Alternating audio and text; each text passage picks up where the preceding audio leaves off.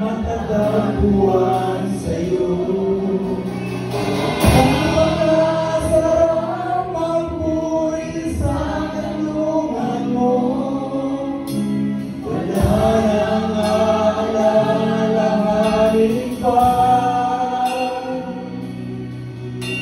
Napapaliban ang problema, basta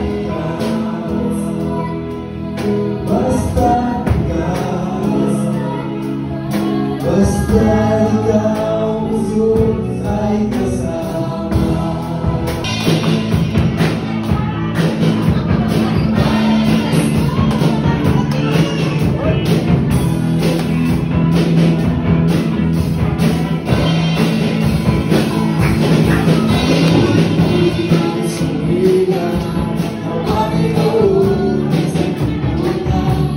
Becky, welcome, welcome.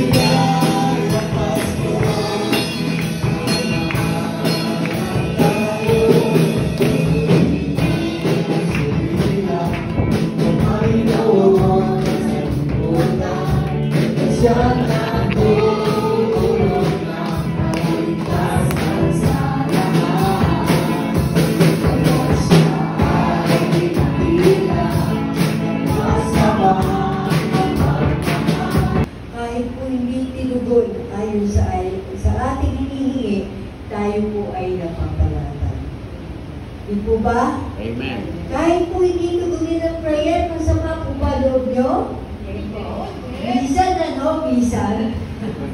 Pero ang Diyos po ay mabuti. Mabuti po ang Diyos. Sabihin ko po sa katabi nyo. Mabuti ang Diyos. Amen. Mabuti po ang Diyos sa ating namin.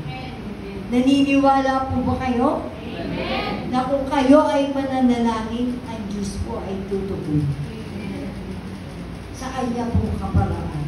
Kanya po nakita po natin, dun sa verse 10, dito po sa ating text, pinalaya ng anghel si Pedro sa kanyang pagkakakulong, sa kanyang pagkakatagkala.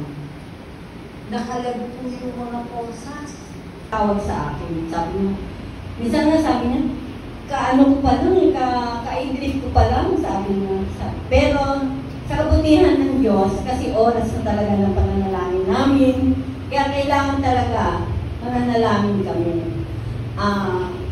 Hindi ko na po pahabain na aking patutuo sa kabutihan ng Panginoon. Siyempre po, bilang magulang, kailangan po natin talaga magkaroon ng sariling bahay. Kasi po kami walang sariling bahay. Pero matagal na po namin pinapanalangin na Ate Becky na magkaroon po kami ng sariling bahay. Kasi po ang hirap maglipat. Minsan po umiiyak ako kay Ate Becky kasi po ako lang po ang mag-isang nag-impake. Tapos pagdating na naman doon sa lilipatan, ikaw na naman mag-isang mag-aayos.